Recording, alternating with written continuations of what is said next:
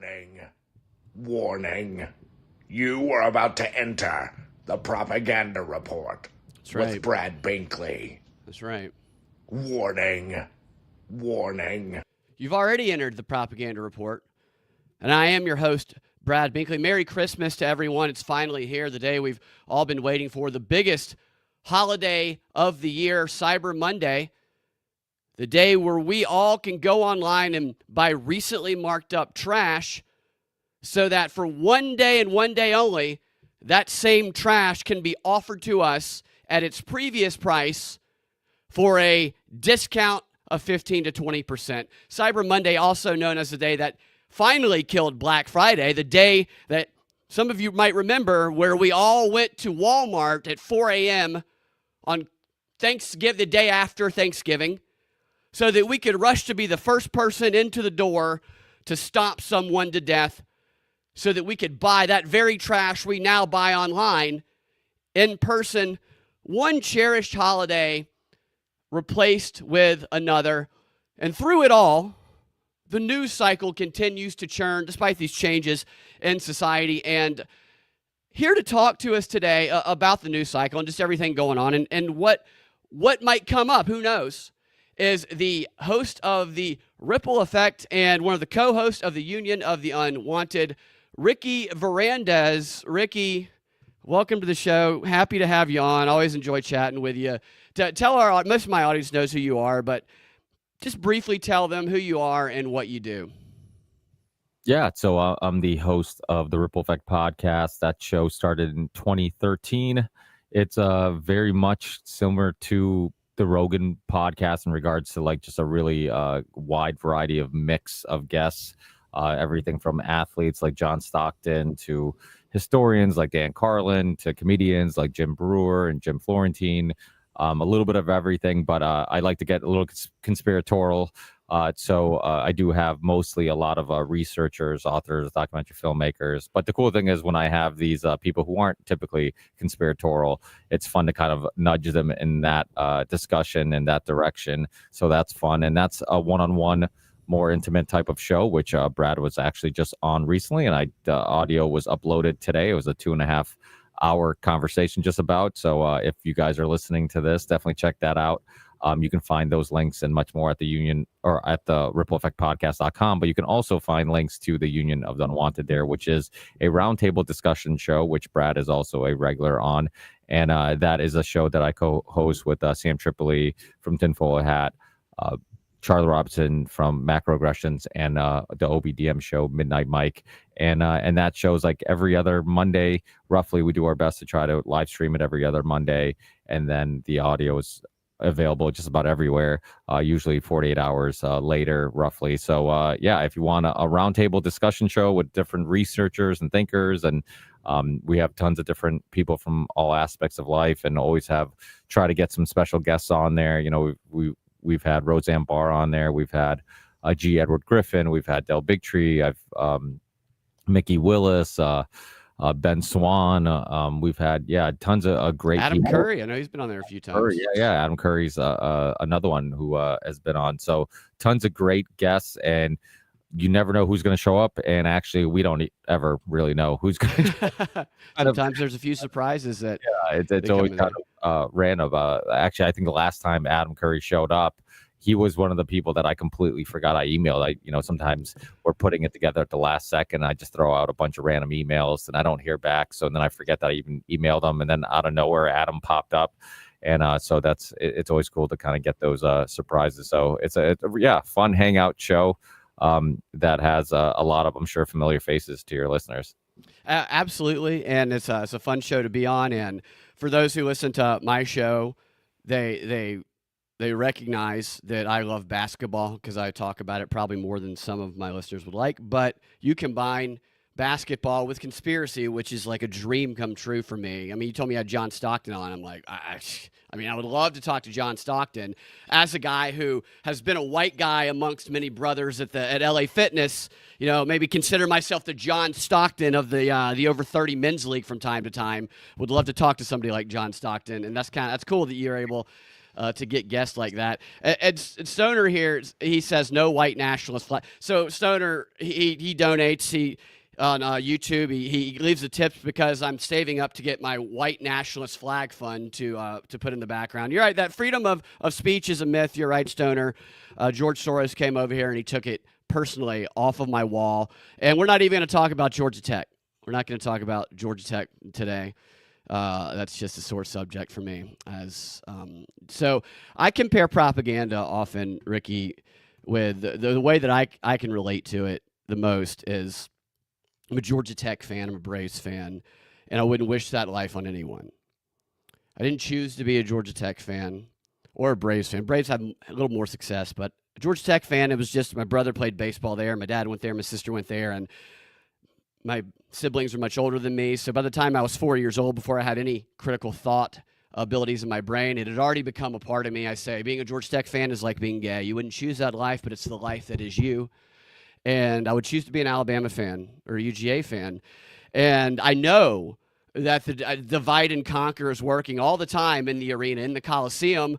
And there's a period of years where I kind of broke free from that addiction, that tribalism that I'm pulled into with football. But then Georgia Tech got a little better again, and I got pulled right back in. And I feel like the news does the same thing with the divide and conquer tactics going on. What are your thoughts on just the I mean, it's always been this way, but I think with social media, it's gotten easier to divide people so extremely using just pure emotional tribalism. Yeah, I mean, I honestly love the rivalries. I love the being pulled in. I love the emotion aspect of sports. I mean, obviously, it's entertainment, but I'm also a huge basketball fan. It was the first. Well, I wouldn't. No, it probably wasn't the first sport. I equally love that as much as I love soccer. Being Portuguese, I fell in love with soccer at a young age. You're Portuguese. I didn't know that. Yeah. I was born in Portugal, northern Portugal.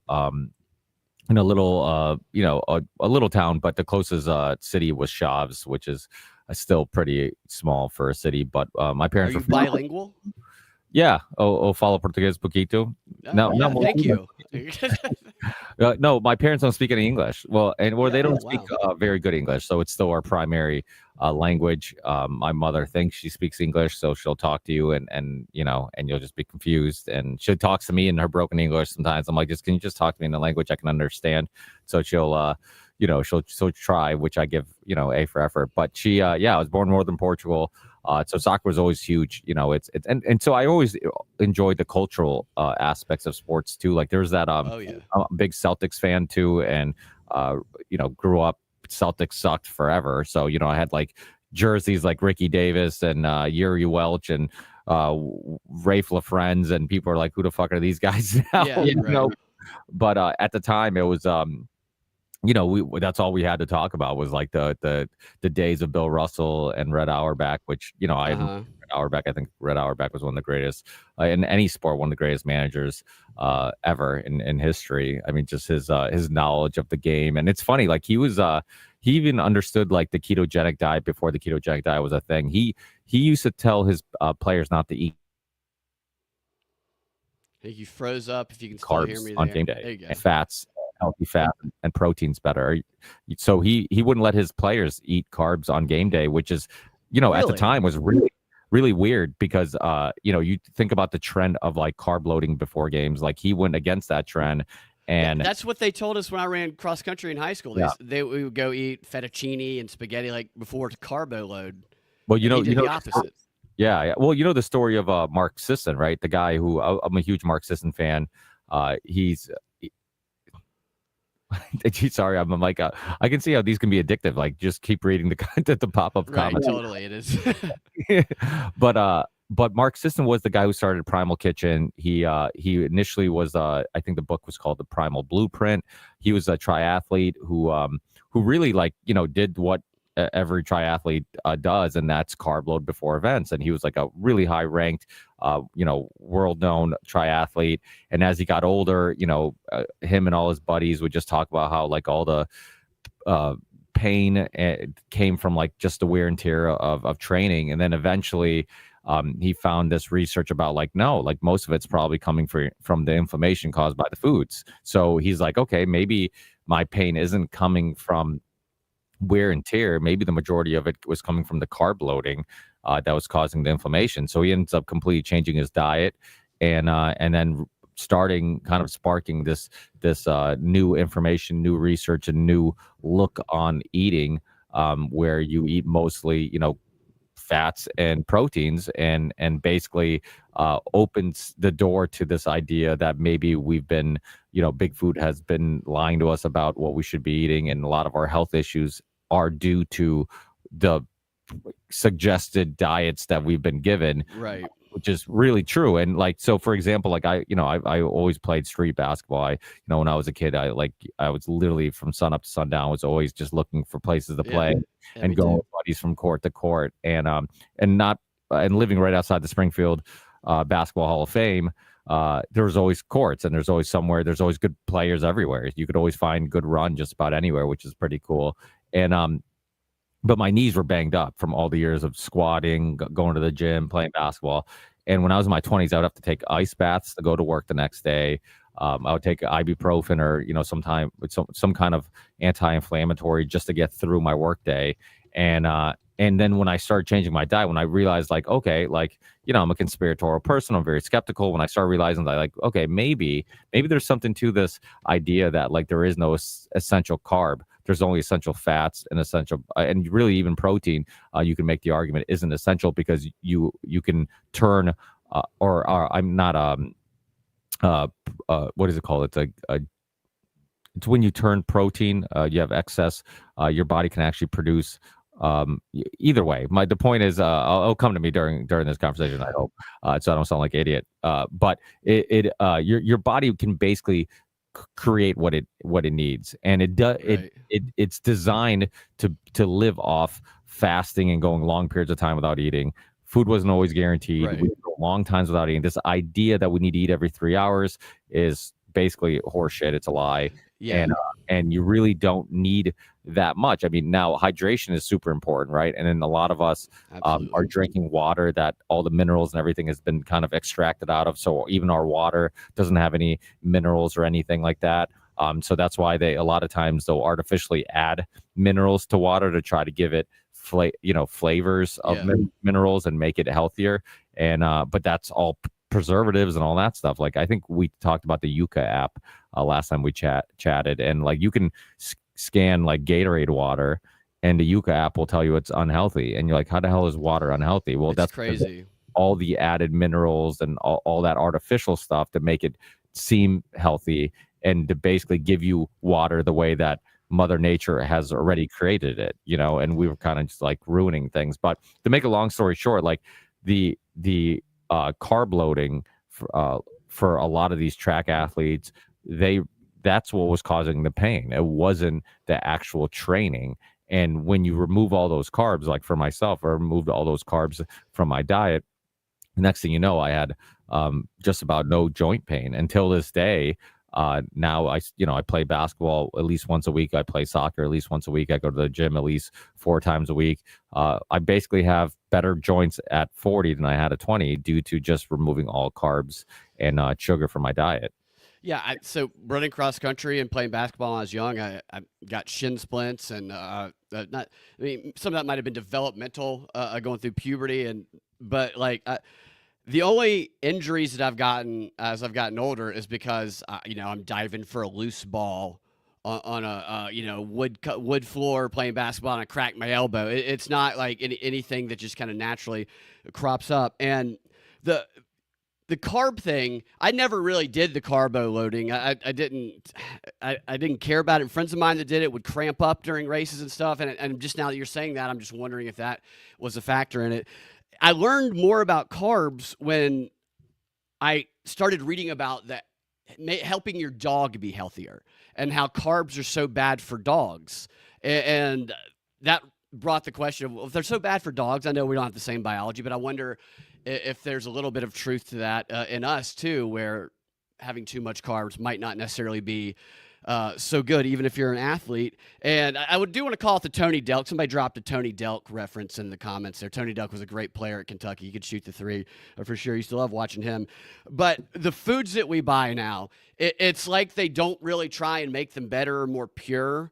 It's always about branding and marketing. So it's just a manipulation of the language and the images put on the package to create this illusion of purity, of naturalness. And that whole theme is the world today. It's creating these feelings connected to this verbiage. Everything is a big marketing, PR, branding thing. And once they can connect us and hook us with certain words, then they can control us if they find the right language to shut off or short circuit our critical thinking brain and put us into that tribalistic state. And that leads me into I love the word of the year that comes out at the end of the year with all these various publications. And the Oxford University Press has a word of the year. They've released it. And that word, drum roll, rage bait, is the 2025 word of the year for Oxford University Press, which it says here captures the internet zeitgeist of 2025. The phrase refers to online content that is deliberately designed to elicit anger or outrage by being frustrating, provocative, or offensive with the aim of driving traffic to a particular social media account.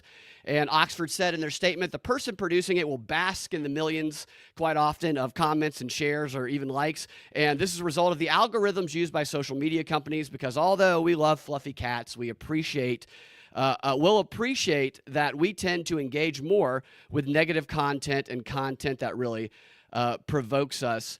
Well, the other contenders were aura farming and biohack. And biohack's not really a similar theme, but the other one is. Well, so just what's your reaction to that? I feel like that does capture what social media is right now, is enraging, frustrating content gets the most profit, because that's you profit maximize on something like X. It's not about whether people like it.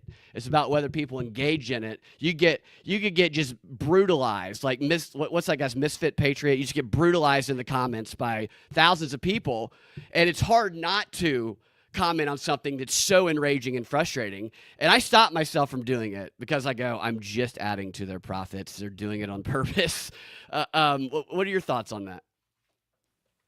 Well, not to, I guess, ask you a question when I'm supposed to be being interviewed, but I'm curious on your thoughts on like the idea that it's, because some people make the argument that like, hey, if we're engaging in this content, then isn't the algorithm just giving us what we apparently want, right? And I can kind of, so in other words, like putting a little bit of responsibility on ourselves. Believe me, I'm the first one to say, like, I've had Dr. Robert Epstein on the show, who's done some great work on just researching how big tech, specifically, especially Google, and how they can influence what we do, what we say, what we think, and all these things. And obviously that's happening.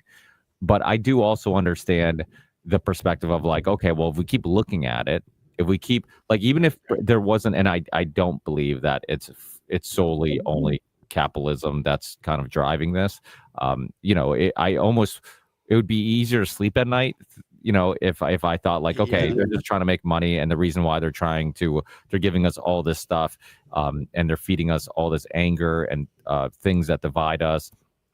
It's all due to just clicks, that we engage more, we get emotional response, which means we stay active more. We get in these arguments, which means we keep checking the website, we keep checking the app, so it makes them more money the more time we stay on it.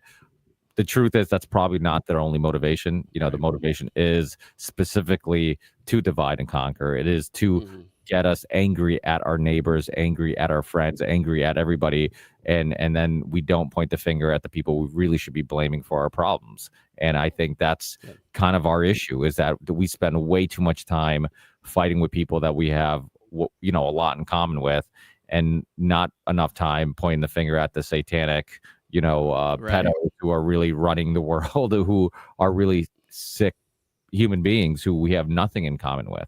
Right. And the way that people fight online, it totally, the thing that's been destroyed the most is nuance. is you can never focus on that those bigger problems of the pedophiles time and time again. How many times do we have to find out that somebody who's running a sex trafficking ring is associated with the Crown in England? Like, before we say, oh, maybe there's a little something to this, but still we are able to we're blinded by the rage of what's in front of us, because we can't directly contact and talk to these people, really, because they're not going to respond, even if they have an account, usually. I doubt the king has an X account. But the people who we can interact with are influencers and other people online. We can get the reaction that we really want from those people out of them, so our anger and energy gets directed to them. That's definitely a divide and conquer strategy. And the idea that to get the most likes, and there is a reward system, whether it's not just capitalism, it's also, it feels good. It's satisfying to have a bunch of likes, to have a bunch of shares, and that desire to do that and to align with one side or the other on a certain perspective and own the other side is as good as it can feel, and maybe as profitable for some people. Most people, it's not profitable at all. It blinds us to that true enemy. And I'm not good at X, because I usually just end up getting yelled at by both sides, because I try and ask, well, wait a minute, there could be a little bit over here. I try to be nuanced about it. You can't have a nuanced discussion, really, on X. It's hard. Until I really felt what it felt like to just be somebody who's provoking, which I started doing last year when Georgia Tech started playing basketball. And Georgia Tech has a coach who can recruit, but he can't coach, and they're terrible every year. They suck so bad, and they get blown out by teams. And so what I do is I'll go into comments of other good teams. They're like, yes, Louisville is going to go all the way, or Georgia's going to do this and that. And I'll just go into the comments, and I'll say, on these big sports reporters accounts, I'll say, don't sleep on Georgia Tech. And I've never enraged so many people online in my life, because everybody knows Tech sucks, but I'm pretending that they might actually be good. And it's so much fun for me to see people screenshot and share my thing, look at this clown who doesn't. And I'm like, I know I'm full of it. But all these, and I'm like, that's what it must feel like to be a provocateur in the political sphere. Is just, you're blatantly sometimes saying something that is not true, just to mess with these other people. And I don't know what I think the solution is on us. I think you alluded to that earlier, in that taking a breath, recognizing what the system is that we're in. And I think that's the best way to navigate it. I've always been of the belief that the best way to protect yourself from propaganda, whether it's unintentional or intentional, because it trickles down, and we all engage in spreading negative propaganda sometimes without realizing it, and everybody gets things wrong sometimes. So best case scenario, a source that we trust and love sometimes gets things wrong, and a source that we hate sometimes says things that are true, because you have to tell truths in order to prepare the audience to be propagandized. It's the best way to hide a lies in between two truths. So the logical way to protect yourself is to scrutinize critically the sources that we are most likely to identify with and least likely to question, as much or more than the ones that we inherently distrust, because the propagandists at the top, if they want to put a lie into our head, they're not going to have the person we distrust, the Kamala Harris, if it's somebody like me, try and get me to believe something that's not true. They're going to have the Donald Trump try and get me to believe something that's not true. And that's why, even though I want to believe something he might say, I think to protect myself, I'm not saying these messengers do it intentionally all the time. I think sometimes that they do. I need to criticize that as hard as the other side was. That's what I learned in law school, is you have to just prepare for every defense argument harder than they would. And here's the outcome of that. The outcome of that is, if I scrutinize it super hard and it turns out to be a true thing, then I've created an argument that nobody on the other side can defeat. Arguments they can't even think of. I've strengthened the argument. And if it turns out not to be true, thank goodness.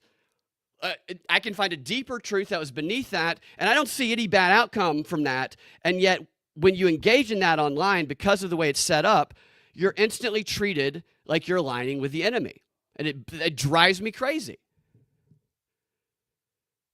And really, I have a question there, but it's just that I get so like, because I know people play the social media game. It just frustrates me when so quickly people can be, they'll be on one side, then a new issue will come and there'll be a little divisiveness within an in group, then all of a sudden both those groups are calling the other side demonic devils when they should, like you said, be talking about the other ones. Have you had any, like, what is your approach to engaging online? I think you do a much better job than me.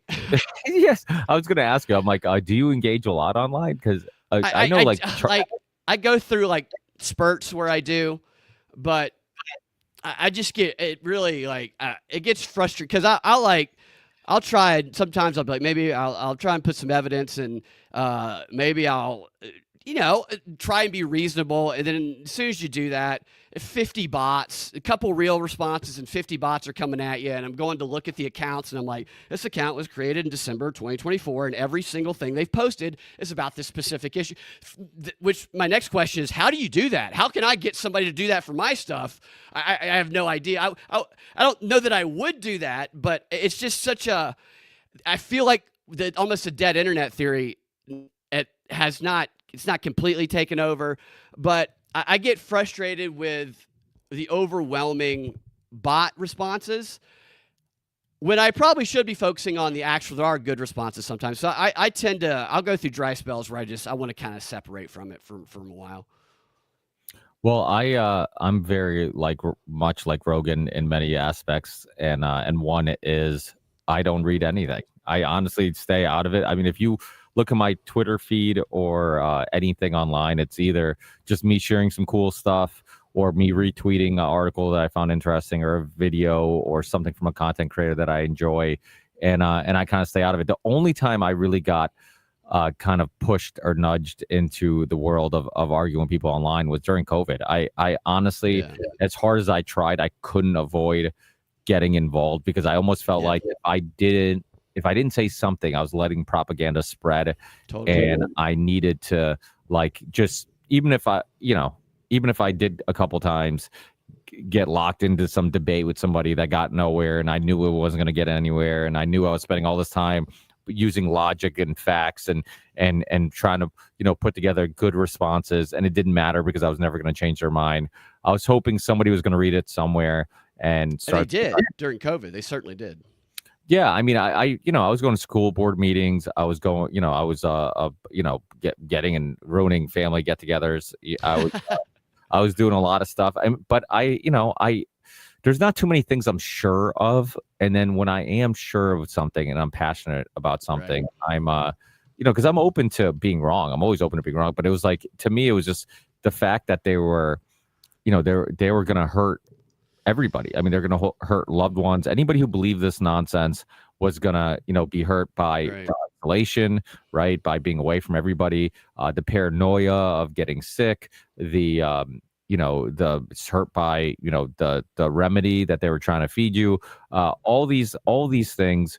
And then, I had so many people on that, it just, every time I had, Dr. Scott Jensen on, who, audited a bunch of COVID deaths. He's also a senator in Minnesota. I had the CDC whistleblower, Dr. Brooke Jackson. She was a part of the Pfizer approval testing and found out, that they were basically falsifying everything. And, I had a Dr. Robert Malone, Dr. Peter McCullough, Dr. Pierre Corey. I had all, Dr. Jessica Rose. I had all these people on before Rogan had them on. I had them on before. A lot of them were household names.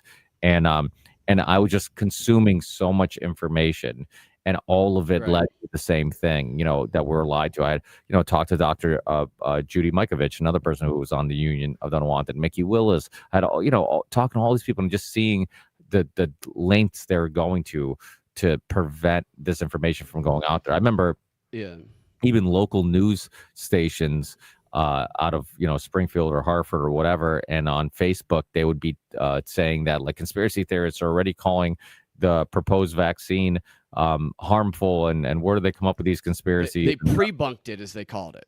Yeah, no, basically, yeah. And then and it's funny because I remember a year or two ago going back on their pages, seeing if I could find those posts, and they're gone. And it's crazy because I'm like, it's very crazy because the changing story, it was just about a messaging campaign and getting to all those people and influencing them with the various incentives and whatnot. Which I tell people, this guy named Martin Novak, who's on the Jeffrey Epstein plea negotiation letter, who helped Epstein get off, and it was Epstein's favorite scientist, according to Epstein, was one of the consultants they went to about what incentives to use, because he was his entire research for his life was about gaining compliance, just getting people to shut up. And so during COVID, I was certainly, with my show, definitely, we talked about it all the time. And I was more outspoken online because there was people that would reach out, and like, there was that reaction of helpfulness. Like, how do you get your job's trying to make you get a vaccine, and how do you get a doctor's note, basically? And like you said, just the data of it. I read through the trial studies, and reading through the trial studies, and you relate it to history because they've done the same pattern over and over again. It's a huge oversell just to get people to do it, because the trial isn't actually just the trial. Especially when you read the documents, and they exclude pregnant women, and they exclude elderly people, and they exclude women, or they exclude children, excuse me. And then the very first people who they roll it out to when they bring it out are the same ones they excluded from the trial because of risk and danger to their health. And it's like, oh, so they're just continuing the trial, and these are guinea pigs. And with two elderly parents, a mom who had a disease for 18 years at the time, that was definitely something I was interested in. And we were in hospitals all the time, so like, we saw the arbitrary rules and stuff. That to me was a meaningful discussion to have, that people were being propagandized into basically calling people domestic terrorists if they asked any questions about it back then. It was very rewarding when you could find that you helped people get access to information that they needed that helped them make a better decision. I wanted the shot to, I wanted to work. I wanted to be great, but I just wanted to give people the information they weren't getting. And for me, you get emails, you get DMs, and it's like, thank you, that helped make my decision, stuff like that. That's a rewarding thing. That's one of the reasons for me that you do this is to try and be helpful to people. The discourse today, I'm just like, I'm just fighting and arguing with people because they want me fighting and arguing with people on some of these subjects. You know what I mean? Yeah, I think some people do enjoy the conflict. I've always been the opposite, where anytime there's tension between me and somebody, or tension at work, or tension in my personal life, I'd like to squash it, because it's like, just weight, this, unseen, weight that's on you, and it affects your mood, and you don't realize that it's having a negative effect on your outlook and everything. And once you squash it, you kind of move on. And, there's still, even with, during COVID, there's so many people in my personal life that I'm just like, I don't know if I can ever look at them the same way again, And then there's people that I feel like, have way more courage than I thought they would. Content creators, I think, really got exposed. Many of them, they got exposed by, the ones who didn't. I had libertarians on that, even they, initially were like, I don't know, maybe we should stay home, and and I'm like, dude, you're a libertarian. I'm like, and the government's telling you to stay home for a virus that they haven't proved is as unsafe as they're saying it is. They're showing you these videos of people in Asia just dying in the streets, but yet none of that is happening here. They're telling you the hospitals are filling, but the hospitals aren't filling. They're telling you in emergency rooms, ICUs are always 90% full, 97% full. I said that all the time. I'm like, do you think a hotel tries to run at 90%? Right. Of course they do. Same thing with hospitals, because if you don't, you lose money. They want to be full. Like, that's literally what they try to do. They want to stay busy, right? So it's not, who hasn't went to ER and not had to wait, like, who's walked right in the door. So it's like this, it was all fear mongering, and the numbers, it went from like preventing you from getting it to preventing you from spreading it to preventing people from dying from it to just preventing cases, which was just a useless number and way to quantify it. It was just a large number that you could use to scare people. But I'm like, what the fuck's a case when the majority of people that I know that are testing positive for it have no symptoms, and they're all of a sudden asymptomatic became a threat, which is hilarious because I would say, I'm like, so if I went to the doctor and I said, hey, I have strep throat, he's like, oh, your throat hurts. I'm like, no, I'm asymptomatic. He'd be like, yeah. What do you mean? I'd be like, oh, my throat doesn't hurt, but I think I have it. He'd be like, I can sense it. If you have no symptoms, you're not sick. Get the hell out of here. So it's like, all of a sudden, asymptomatic was something we were supposed to be concerned about. It was like absurd. And like you said, history doesn't always, repeat exactly, but it definitely rhymes. And if you go watch movies like, I always said Brokeback Mountain. It wasn't Brokeback Mountain. Dallas Buyers Club. Almost made a very inappropriate joke there. I stopped myself. They both do have a lesson we can learn, but just very different lessons. But a Dallas Buyers Club was inspired by Fauci, and that whole AIDS epidemic and fear squads and how they were lying about what was going on with not HPV, but what was it called?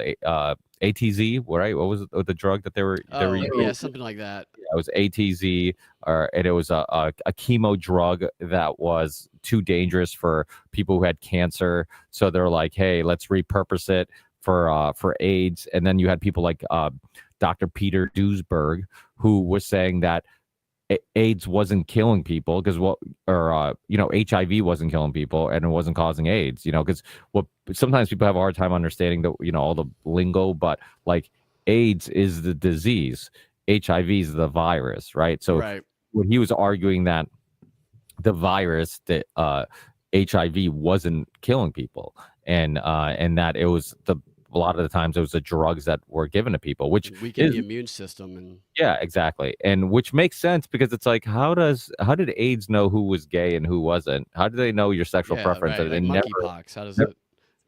Yeah, exactly. So and actually Rogan, a very good hidden gem of a podcast, was a early Rogan podcast. And I think it came out even before I started my show in 2013. So it must have been like real early. But it was with Dr. Peter Duesberg and a couple names. I remember when I listened to that show, I found it so fascinating because I was really deep into the conspiratorial world of medicine and health and how basically we've been lied to about both and everything related to them. But he brought up people like Dr. Kerry Mullis, who created the testing that I'm having a brain fart. PCR. What's it? Yeah, the one they stick up your nose. Yeah, I can't remember the name. And he also brought up people like Dr. Fauci, and these were people at the time I wasn't really familiar with their names and who they were. I kind of knew I've heard their names, but I didn't know how important they were. He died like a month before the whole thing broke out. Yeah, he died. Kerry Mullis died late 2019, and there's tons of videos of him talking about how Fauci's not a scientist; he's a politician. He doesn't do any science. He doesn't do any research. He's just a communicator who goes online and or goes on TV and basically advertises. Because it knocks on black people's doors. Hey, come take the shot, colored person. Exactly, and that was did you remember that good video of that I forget where they were, where that guy kind of pushed back and PCR test, the PCR test, yeah, and the PCR test, which they were improperly using, and they were whatever they had to reach a certain, just the way they set it up. You could get a positive test from anything if it was based on the wrong measurement standard, and a lot of people did that. It was so they had like a certain amount of cycles, and they knew that if they ran enough cycles, they could find trace amounts of anything anywhere. Right. Yeah. So what was happening was that you're finding trace amounts of things that were having zero effect on your body and your health. And then they even admitted it, and they're like, "Oh yeah, well, we should lower the cycles." But there's videos of Kerry Mullis talking about how it is not a test to see if somebody's sick. Yeah. It's just designed if you're looking for something, you can find something, but and analyze it, but it isn't meant to tell you if somebody's sick or not. But so yeah, I mean, yeah, Dallas Buyers Club is kind of another hidden gem because it again, it goes into that story, and a lot of people kind of went back and started to reanalyze the AIDS epidemic and ask like, hey, were we lied to about this? Was that a complete hoax? And I think that one thing we have to realize that in time, just about everything the government sells you ends up being a lie, and it doesn't get exposed immediately, but at some point it will. And I remember like Sean Stone, he's been on the Union Don't Want. He's been on my show a bunch, but he was on Piers Morgan right after the Charlie Kirk assassination, and they were asking him about it. He was on there to promote a new documentary with his father, Oliver Stone, and they were asking him about the Charlie Kirk assassination, and he gave the perfect answer. He's like, "Oh, what do you think about it?" He's like, listen, it's too early to know what happened, because this was like literally like a day or two afterwards. Yeah, but he's like, one thing I know is that historically we're always told it's a lone gunman, and eventually in time we find out it never is a lone gunman. So he's like, I'm gonna assume that's probably what's gonna happen here, and he was right. And I think that's kind of the way we should look at everything that happens and everything that the media pushes on you and TV pushes on you is right. That, hey, you know what, like we talked about on my show, like, you're guilty until proven innocent. And that's the way I'm going to go into every story. That's the way I'm going to go into everything. You're talking about with like the government and the official messages and telling the truth. Yeah. And just in regards, anytime they tell you this is why we're going to war, absolutely. This is why we're backing this country. This is why we're backing that country. Right. They have lost in my opinion, for me a long time ago, their ability to just be believed is their track record of deception. Not that they tell truths to push narratives, but the narrative always is more important than the truth. So when a falsehood pushes that truth, it will be a falsehood that is projected. And they've done nothing more consistent throughout really the history of this country than deceive. So we should give them the trust they earned, which is very little, and they should have to prove to me beyond a reasonable doubt if they're going to try and compel, especially an action towards a war or taking some sort of drug that clearly you're testing on the public, and you didn't actually fully test in a trial. No, I completely agree. And I think people are becoming much more open to the idea of like taking your health into your own hands, taking your kids' education into your own hands, the homeschooling, that type of thing. I think a lot of these things were kind of considered silly, and it was just like unusual people, and people who were a little weird and unique would do these type of things. But now it's not. Now it's like, hey, you know what? Like, I can't trust Big Brother. I can't trust Big Pharma. I can't trust big food. And I really need to be proactive in regards to like taking care of myself and taking care of my health and taking care of all these things. Absolutely. And what's crazy is they actually classified all of that behavior in Biden's countering domestic terrorism publication at the White House in 2021 as being signs of a domestic terrorist. I watched the Council on Foreign Relations panel discussion where they said that somebody who is self-sufficient and cans their own corn is 2 steps away from pure white nationalism. It's the craziest thing, is trying to attach these terms, we were talking about terms earlier, that are seen as bad, evil, with behaviors that lessen the power of government and empower the individual, because government does not exist to shrink itself. Even if conservatives want to say smaller government, never actually plays out that way in the long run. It's more of a campaign messaging. But it's when the power of the individual to not need the government, to empower themselves, when those things when those things spread, that's what we need to spread like a pandemic, is self-sufficiency, self-empowerment. That is when things that would seem natural and normal start getting branded as evil and dangerous by governments. Yeah, and when governments say that we're terrorists, I tell governments that right. that one person's terrorist is another person's freedom fighter, right? And totally, and that's kind of the way I look at it. And it is, the thing is, when you really get past all the left versus right, everything that's on the news, and you really get to the nitty gritty of like how sick and controlled everybody is, you realize that like, okay, like none of this like matters, and nothing that's on Fox News or MSNBC or any of this stuff, because it's like lobbyists control everything. You know, I've had Jack Abramoff on my Totally. show, you know, who was a part of the documentary and film called Casino Jack. He was one of the most powerful lobbyists, you know, of our time. And he would tell, and I actually talked to him after he got out of prison because he ended up doing time. And the movie's phenomenal if you guys really want to, you know, just see how much influence lobbyists have and how dirty they really are. Go watch Casino Jack. The documentary and film are very good.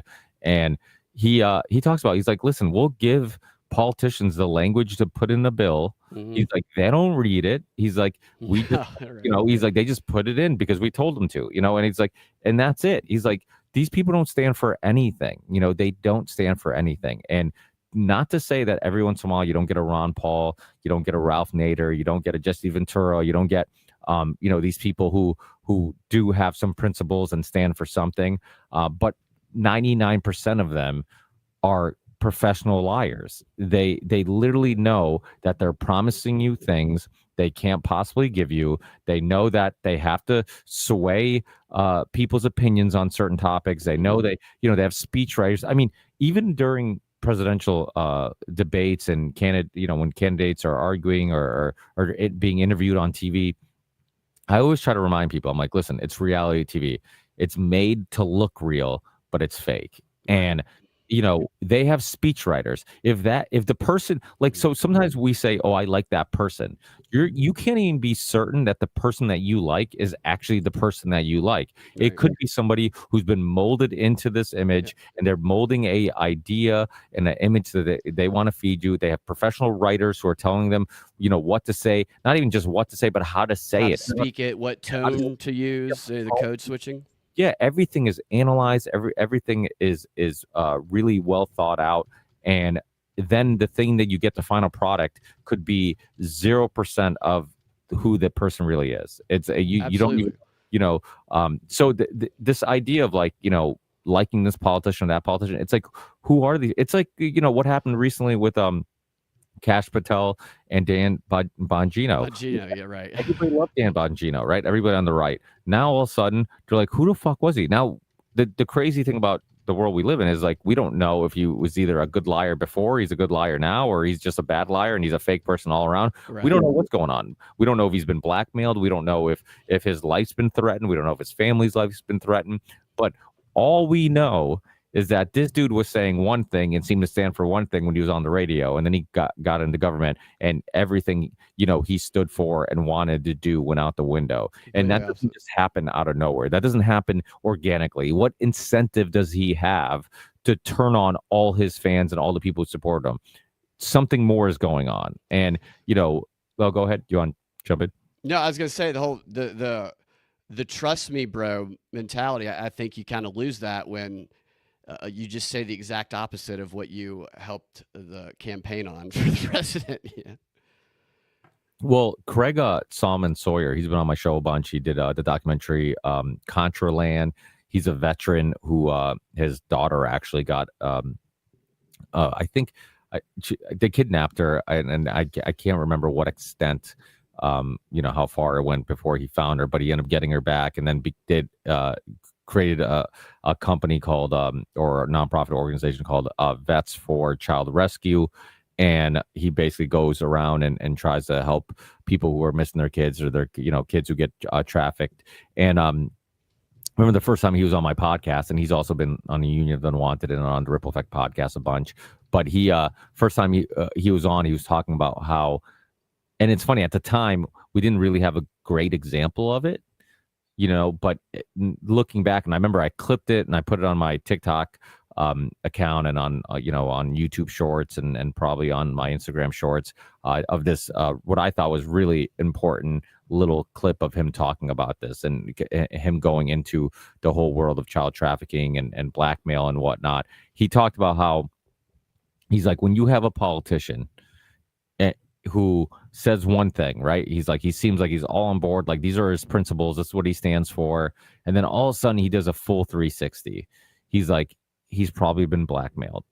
He's like, he's probably been, you know, he's like, they have something on video. They got something on tape on him. And he's like, and now he's doing a full 360 because he has to. And at the time, I think this was before the Trump administration, or the second time he became president. So there wasn't like a super good piece of evidence that like that stuff is happening right now, and it's common. But like really, you look at the Trump administration, it is a perfect example of that, because it's like everything he went on Rogan, which a lot of people believe helped him get elected. Trump went on Rogan, talked about Epstein, talked about this, talked about that, talked about all the things, talked about a peace deal, talked about ending this war, ending that war. And he went complete 360 on all that stuff. And it's like, I don't know if he was lying and he was just trying to get votes, or if he was, again, blackmailed to some extent. I mean, there are some things, some pieces of evidence that make you think that there's, maybe his heart in some cases, or at some point, was in the right place. When you look at like his pushback on, vaccines, and his pushback on Big Pharma when he was, openly promoting that he used ivermectin or whatever it was, or hydroxychloroquine, whatever one he used, but basically knowing that if the president says that he used this, and if it was safe for the president, this would open a giant Pandora's box, because the mainstream medical world was telling you that these were unsafe and not useful for COVID. So he does these things. He pushes back on the UN. He pushes, so he talked about he wanted these peace deals, and he did this, and and then all of a sudden he goes full 360. It makes you wonder, like, okay, is he just a really good liar? Does he just tell us what, is he a typical politician? Or is it possible, similar to, JFK, if you push back too much, like, they'll either blackmail you or kill you. And they might have attempted to do both with Trump. It's quite possible. Yeah, I think that is, I think anybody who gets into politics, I think that's going to happen. And if it's somebody who's squeaky clean, then I think people around them are going to be subjected to that. And no better example, by the way, something that you just referenced, the ivermectin thing. Ivermectin may or may not have helped people, but it certainly wasn't dangerous. Like, they led people to believe, like, hardcore. They called it a horse dewormer, acted like it was gonna, maybe kill them or something. It was like the least dangerous medication. It was a UN, like, global 100 top medicine in the world. And then they just flipped on its head what it is. Simply not necessarily to try to get people not to take that, but to make them fear it, so that they went and got the shot. And it's crazy. You couldn't get it in a lot of places. Like, you would have to find other ways to get it if you wanted to take it. In New York, they banned it. Yeah. Cuomo banned it. So they tried to reelect Cuomo. Dude, it's like, I said it over and over again. I'm like, what better example that it was political and it wasn't motivated by any logic or attempts to try to help people than Cuomo banning a decision that should be made between a doctor and a patient. Like, why are you, a politician, deciding that a drug that has been prescribed for many years and is, like you said, been ranked and rated as one of the safest drugs, on the market, now all of a sudden you're banning it? Why don't you let doctors decide that? Why are you, like, so it just like when he asked for more respirators, right? He kept asking for more, and he's like, we need more. The president's not giving us what we need, and people are gonna die, and blah blah blah. This and that. And then they found like some warehouse where he just stacking them up and not using them. And then come to find out, I had the nurse, Erin Marie. I forget what her last name is, but Erin Marie, who was a whistleblower from the hospital in New York, the famous hospital that had like tons of people dying in it. She was talking about it was that's what was killing people. It wasn't COVID. That's one of the things I told people up front, because my mom had been intubated multiple times long before COVID with her condition. And the longer people are intubated or on these things they were putting people on, the less likelihood they ever get off them. I mean, we were told a number of times she was never going to get off it, and it's a long process. You have to, because you atrophy, your lungs atrophy when you're on them, and to rebuild that strength, you go through a long process. And people who are already compromised medically, the rate of them getting off of it is very, very low once it reaches past like a week, especially if it's like a really, really long time. My mom was one of the few who was able to get off it after being on one for a period of months. And so when I saw that that was the first recommendation that hospitals were doing, I was like, I would ask some serious questions before going to the first solution being the thing that is likely to kill you. It's crazy. Yeah, no, without a doubt. I mean, it's to me, it is kind of stunning that after COVID, and I guess I say this after every big event becomes publicly accepted as to be a cover up and conspiracy. I'm always stunned by the amount of people that it doesn't convince. Like, it's like there's still people who, ignorance is bliss. Maybe it's not that they weren't convinced. Maybe it's just like, if I think about it, I have to dive into this deep, dark hole of like how the world is really run and how sick the world really is. And it's much easier for me to go out to eat and just go to work and work my 9 to 5 and bring my kids to basketball practice and, and not think about it. But, the thing about COVID, which, it was kind of a good thing about COVID, was that all those people who have ignored the topics we have discussed for so many years eventually couldn't. Like the issues have come to your home. Before, it's like a lot of the issues, it's like, maybe didn't affect you, right? It didn't affect, if I tell you that 9/11 was a cover up and they lied to you about the events of 9/11 and who were involved in it and whatnot, you're like, yeah, great. Well, maybe, but I need to go to the grocery store or whatever. But now it's like, you go to the grocery store, you have stupid fucking arrows you got to follow. You got to wear a stupid mask. You can't be close to anybody. People are getting mad if you sneeze anywhere near them. People are spraying the shit out of stuff. Your kids are, can't go to school. If they do go to school, they got to be vaccinated or wear a mask. Your family, Thanksgiving or your holidays are ruined. There's family members who don't want to go. There's family members who are mad that you're getting people together. There's all this stuff going on. And it's like, and you couldn't go to work, right? So it's like it forced you to realize like there's more going on. Right. It was unescapable. Exactly. It was unavoidable. It was unescapable. The elites have now affected your favorite sports, right? Like whatever you loved. Oh, let's take that away from you. Put the cardboard cutouts in the stands, dude. It was they cared so little about any poor psychological effects that they're going to have on people. And it's like, oh, by the way, churches shut down, liquor stores stay open, don't worry about it. But churches stay. It's like, hey, people who need to go to AA, you can't do it at a church, but you could still go to the liquor store if you want to be, go back to your old bad habits. But it was absurd. It was so obvious that they could care less about their health mentally and physically, and it wasn't about science. It was about compliance.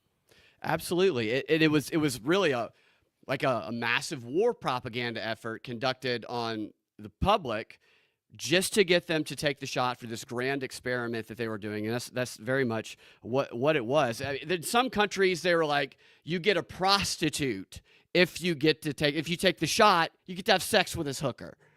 Just trying anything you get a joint if you do it. The crazy incentives is like a hilarious yet just really wild revelation of what they'll do to gain compliance. And these influential people and these figures we were talking about, these actors is what if they're really good at what they do, then it will be indistinguishable from somebody who is a legitimate person that might be representing your interest on a political stage.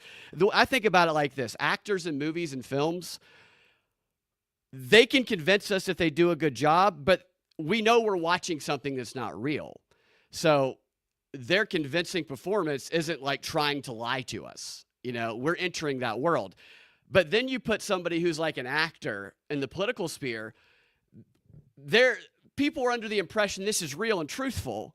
When you have an AOC who had started 3 businesses at Boston University before she graduated, who came from she came from a wealthy area of New York And then they took her after she was selected by the Democrat Socialists because she had been trained at this International Institute for Activism and stuff like that, and just public speaking and community organizing. And they said, we're going to make you a bartender from the Bronx. Go be a bartender for 2 days and we'll erase your entire history. She could have gotten an interview at any Fortune 500 company in the country based on her previous resume. They wiped all that and said she was just trying to get by, and she can speak Bronx, and she has nice breasts. Let's send her out there to be this person that she's not. And it works. And she's not the only example of that, obviously, but it's that we should look at what they're presenting us the same way we look at movies, as that this is likely a fiction.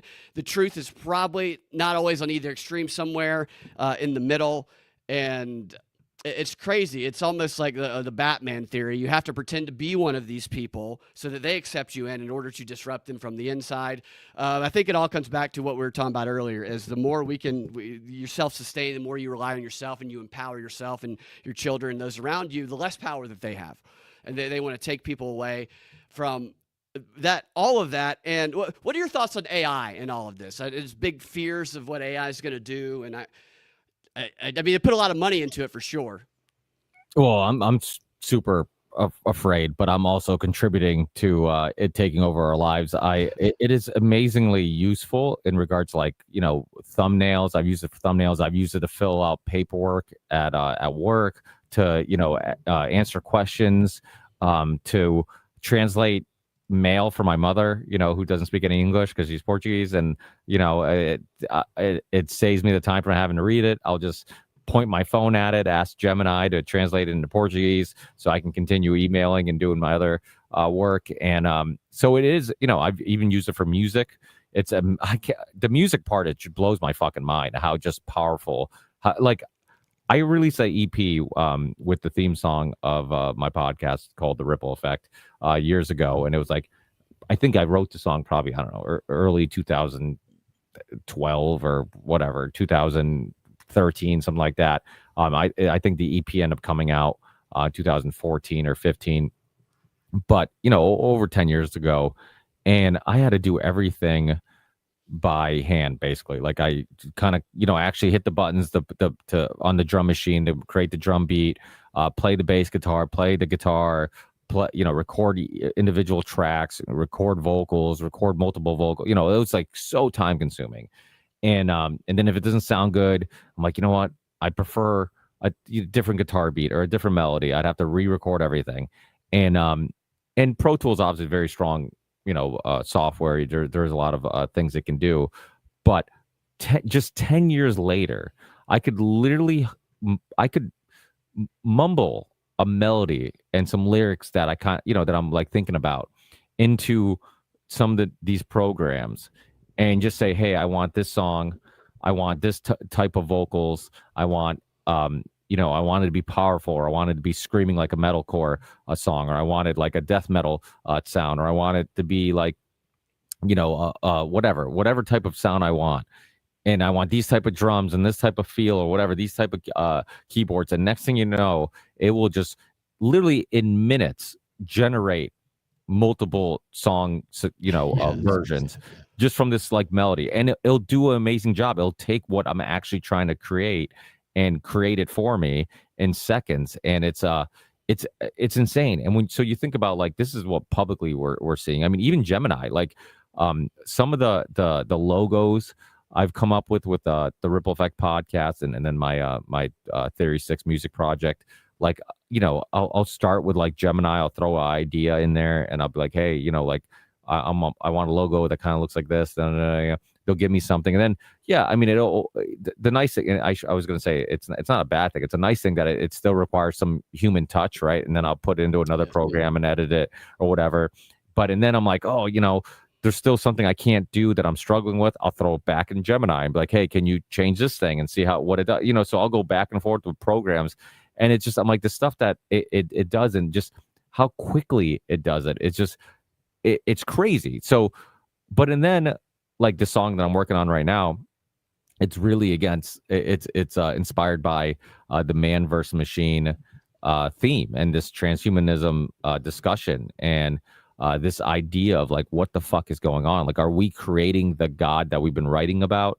Is God influencing us to create? Like, the human experience is like evolve and create, right? Like, it's that's what it's about. There's actually a rapper that my son likes, called XXX, and he passed away, but I think he committed suicide or something like that. But he like a lot of the kids listen to like really bad music, but I'm always curious on what he's listening to, because I love keeping up with like what the young generation is listening to, like, because I love young musicians like I was, who's trying to push the boundaries and trying to do something different.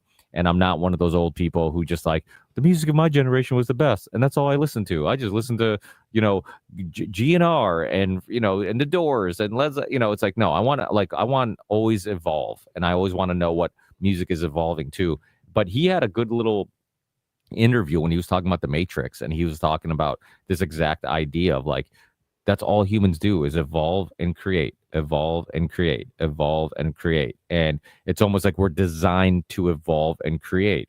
So it's like, now it goes into the discussion, like, you can kind of ponder on the idea of like, okay, if there is a God, if there is a creator, what if he can't physically create us, but he can create something that will eventually create him, or what if there's a reason why we have this just desire to evolve and create? What's the end game? What are we eventually creating? And then you look at like, a topic that's been kind of a hot topic of late, and I did a great podcast with a returning guest, Steve Bassett, who has a nonprofit organization.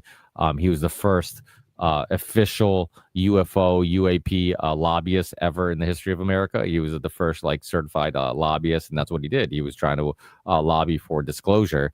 And we're talking about this, and we're just talking about like, these messages that people get from ETs and from their experiences with UFOs, or when they feel like they've had some type of contact, of this idea of like, we're killing, we're in the path of destruction, and we're gonna like kill ourselves or whatever. It makes you wonder, like, okay, so what are we evolving and creating, and what's going on? And then if you ignore all that, and you just think about the part of how unnatural our lives have become, and how like eventually the world of computers and the world of a digital avatar, where we can kind of be whoever we want with little effort, and we can have any persona we want with little effort, and we can just create a world and a life that we actually want, and we don't have to deal with the struggles of our real life. That might be what we're kind of pushing society into, because what we're doing is we're eating shit that poisons us, we're forcing people to work jobs they hate, we're doing all these things to make the digital world more desirable, and little by little we're also accepting our lives being more digital, right? Where everything from going from cash, something physical, to a debit card, to cryptocurrency. And slowly, when these things first get introduced to society, they first seem weird, and I don't trust online banking, and next thing you know, everybody's online banking, right? And so it's like, little by little we're going in that direction. Oh, I don't put any of my personal stuff online because somebody's going to hack me or whatever. Next thing you know, everybody's putting every single piece of personal information on Facebook. We know when you're not home because you're letting us know you're on holidays. So we know when you're doing this with your kids. We know when you're doing that. We know when you're getting married. We know when you're having a divorce. We know all these things. So it's like, are we just accepting that we'd rather be in that digital world? You go out to a bar, a restaurant, you go out to any type of social event, even when I'm coaching kids, soccer, basketball, their parents are just staring at their phone. It's almost like they're saying, I'd rather be focused in this digital world, this realm, than in the natural world. And the thing that gives me hope is the fact that I feel like the people who spend more time in the digital world seem to be the least happy. You meet some farmer who like still has a flip phone, or maybe doesn't have a phone at all. Yeah. Or you meet John Stockton. When I talk to John, I book things through his sister, Stacy. She's a sweetheart, and and it's because John kind of tries to keep his distance away from like emails and all that type of stuff. So it's one of those things where like he seems happy as hell, and it's probably because of that, right? And even with myself, I notice when my phone dies or if I forget it, you have that initial paranoia of like something's going to happen. Anxiety. Yeah. But and then once that you get over that hump, you feel free. It's liberating, dude. Liberating. Yeah. So, I mean, to make a long story short, like a part of me is hopeful because I feel like we cannot recreate the human experience. We cannot people, we call it social media, but the people who have the most time on social media, spend the most time on social media, seem to be the loneliest. And so I think that's evidence that it doesn't it doesn't make up for real human experience. But when you see like things like the AI music generators and how they're even putting even in the vocals, they are now putting the breathing, right? So if a singer is like about to take a breath, but when they're about to hit her, they'll add the little nuances. So my point is like they're even trying to put those nuances to make it seem as human as possible. And when will they get so good that eventually, and maybe that's why people who spend a lot of time online don't seem to be fulfilled and like something's still missing because it's still very distant from the final product, which will be some type of simulation that is so close to human that the human experience and the simulation will be almost identical. It's overcoming that uncanny valley thing. But to me, that is present, and it's off-putting to me. But if they are able to overcome that, then that what's the line between what is a simulation and what's reality? And they have these biological computers from that CL1 company, I think, where part of the research is they take some like tissue from who I don't know, but they do these studies on real life simulations based on developing in this like this brain cell combo computer thing, which I'm like, is this a UA? Is this considered non-human intelligence? What is this right here? And you're talking about creating the God that we talk about under the UAP Disclosure Act in the eminent domain part that allows the government to take possession of non-human intelligence and evidence of biologics. I went through the definitions on the show the other day about what that could mean, and that could be applied based on the language and the definitions of the words in that UAP Disclosure Act to if humanity did create this AI God in the private industry or an individual in his garage, the government would, as soon as they declared it to be a threat to them, could confiscate it under the UAP Act by identifying it as non-human intelligence. And I think that's one of the underlying things in that act that is kind of a misdirect, that really a lot of people are using AI, people creating things with brain tissue computers. All of these things can be confiscated under that act. They have a newer version of it they're trying to pass, but it's so focused on the alien outer space thing, I think it could just be a technological grab on Earth, which they've always tried to confiscate new developments. Really interesting stuff, man. I want to show you one more thing. Well, we got a couple minutes left with you. The Polymarket CEO was on 60 Minutes yesterday, and I learned a lot of things about him. College dropout, like a lot of these guys. He was just trying to figure out what's going on during COVID, and he developed Polymarket. He's a billionaire now. It's a really quick turnaround for becoming a billionaire, and talked about, very briefly, they touched on, the first time I saw Polymarket, I was like, doesn't predictit.org do this already? And the second thing was, man, all of these bets, many of them anyway, are based on individual actors who, anybody who knows that individual actor can just either go ask them what they're going to do, or some of them were like, what is so-and-so going to say during his speech tonight? Well, if I'm the script writer, I'm going to put a lot of money on certain words that are going to give the most profit because I'm writing the literal script of what he's going to say. So I can put this word in there a number of times. Or the basketball betting scandal, when how many rebounds is so-and-so going to get? I'm just like, it's so obvious that this is a manipulatable platform. So they talked a little bit about that, but mostly they talked about how it was with Anderson Cooper, was interviewing him, how it's not just a betting market, it's the most accurate prediction of what's going to happen because it's kind of feeling out the masses based on the bet, which I thought was an interesting take. But sticking with the theme of language, I thought that this is a guy who apparently has made millions off of Polymarket, describing how he made a bunch of money off of correctly predicting that Trump would pick J.D. Vance to be his VP long before anybody else did. And I was surprised by his answer.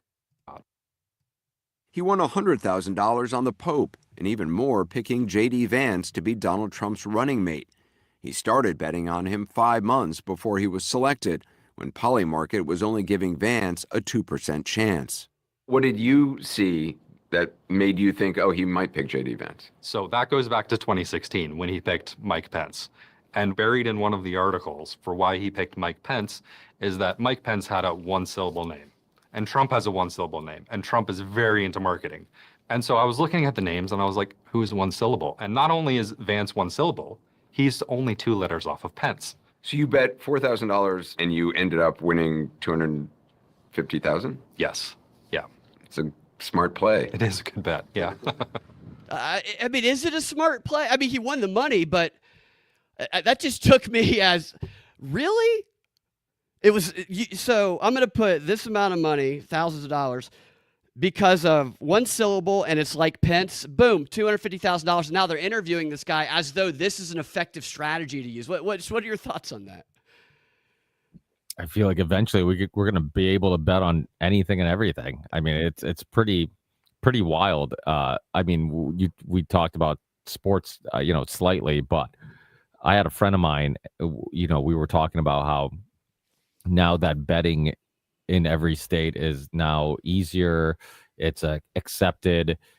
Even the big leagues are using them as sponsors, like, bet.com or whatever they're called. It's pretty insane. It's pretty insane that the sports that they're trying to prevent betting on, by players and people involved, are now promoting it. And it's like, isn't this going to open the door for more corruption, more fixing, more whatever?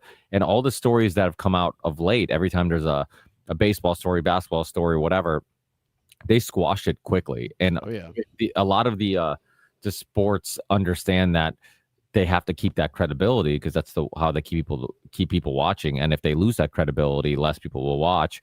So making you believe that it's fair and balanced and that it's it's a real game, then that keeps us watching. But once we figure out that it's just a facade, maybe we won't watch. Maybe it just ends up being like pro wrestling. But people watch pro wrestling, right? And I'm a wrestler. You used to bet on it in the 80s. People bet on pro wrestling? Yeah. I did not know that. Yeah, I learned that the other day watching one of these guys who you might have seen some of his videos going around in the sports stuff. I can't remember his name, but he was in the mob, and he's in one of these big families, ended up going to prison for 10 years, and they recruited him to go consult college athletes to help them avoid being roped into these betting schemes that get them so deeply in debt. Because he said, here's how we do it. They're very competitive. They come in, they bet a bunch of money, but they bet big stakes because it's got to be meaningful. And then my bookies would come to me and say, so-and-so athlete is $50,000 in debt. Should I stop him? I go, why would you want to stop him? I want him $500,000, so we tell him next game he fumbles 3 times. And then he started talking about how a lot of it started with WWE in the 80s. And I was like, what? It was just crazy to me. Then that made me think, maybe there is an element of the fakeness of a lot, which, my brother played professional sports, and obviously you can get to a few people, but I think it's more difficult, to completely rig something as effectively as WWE without people knowing. But it sure makes it easy to do a little bit of rigging with the individual actors of it. But But yeah, you're right. People will bet on anything. You can bet like right here. You have the Epstein file stuff.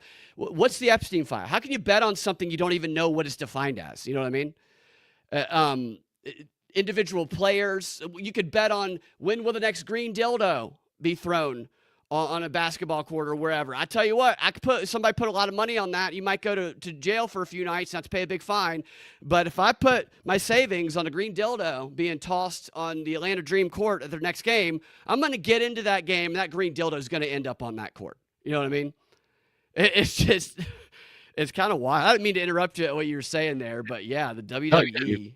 No, you're absolutely right. I mean, it's obviously going to have some influence and impact on what's going on. But again, like it's like the wolf, guarding the hen house. It's like, how do you have sports leagues being sponsored by betting, but yet trying to act like they're against betting in their league? Right. It doesn't make any. The Portugal's presidential election. Yeah, I can bet on that. I have to talk to my parents about that. I don't follow closely Portuguese politics, but it's it is fascinating. And the thing is, these scandals disappear. Like, I mean, it was a huge scandal. You had Terry Rozier, Chauncey Billups, all these people. They were linked to the mob. They were linked to casinos. Like, this was supposed to be like a huge story, and ESPN barely covered it at first. Then eventually, like, felt like they were forced to. They briefly covered it and then moved on. Like, it's not a big deal, and it doesn't affect the game that you're watching tonight. The fact that, this story could expose the fact that that game that you're watching tonight could be influenced by how, who's betting on it, and maybe mobsters or whatever, I think we talked about it when you were on my show a little bit, but Brian Toohey, who wrote the book The Fix Is In, and he's done great work on this, and he's been saying it forever, and he talked about how in his book the NFL attorneys said in court that they're a entertainment league. They're not, they don't have to give the people, the viewers, the fans of the league a fair game. Like, that's not a part of their scope of work. Their what's the term I'm looking for? It's not a part of their gig. It's not a part of their their job is to sell tickets and viewership. It's not to not to give us the most authentic outcome. Yeah, exactly. They're there to entertain, and just like wrestling is there to entertain, and not to say that wrestling's fake, in regards, and not just like sports. It's not fake. Like when somebody's dunking a ball, they're really dunking a ball, but there could be a reason why that player misses a couple free throws, there could be a reason why, they put that ref who doesn't get along with that player on that big game. There's so much money involved, and there's so many other interests. When you look at like Cooper Flagg going to Dallas after Dallas losing Luka to Lakers, who got him for nothing, and also Dallas didn't talk to any other team he didn't talk to any other team to negotiate possibly trading one of the most popular players in the league and one of the most the best guards, one of the best guards in the league or whatnot. It was crazy. And when you see the way that Luka basically they went on a smear campaign to justify the horrendous trade. He's drunk, he's fat, yeah, and it's like, okay, they're just trying to give you a justification to why they gave him to the Lakers for free, basically, and didn't talk to any other team. And then, weirdly enough, a team that's supposed to have very little chance of getting the first overall pick gets the first overall pick, right. Cooper Flagg, so it's, of course, the Hawks were, Atlanta, they get it last year. And it reminds me of the Patrick Ewing thing about how everybody knew he was going to go to New York and how that was rigged. So, I mean, I think you could still find videos of the ball drawing online. But yeah, I mean, I guess to make a long story short, one thing we can chop it all into is everything's fake and gay. Everything absolutely. It's fake and gay, and the technology too, and that Chauncey Billups, the see-through glasses, and like the poker, the rig machine. I mean, that to me is like crazy, because that stuff seems like it could be used in other contexts as well. But Ricky, thanks for joining me. Any closing thoughts, and then tell everybody again where they can find your work. Always have a good time chatting with you. Yeah, same here. Thanks for having me. It was a blast. Yeah, you can find all my work on just about every audio platform or video platform. I am back on YouTube.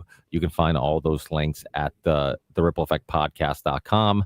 And that'll have links to all, band.video, Rumble, my YouTube channel. But like I said, wherever you're listening or watching podcasts, you can find it. And then the unionoftheunwanted.com is where you can find links to that show.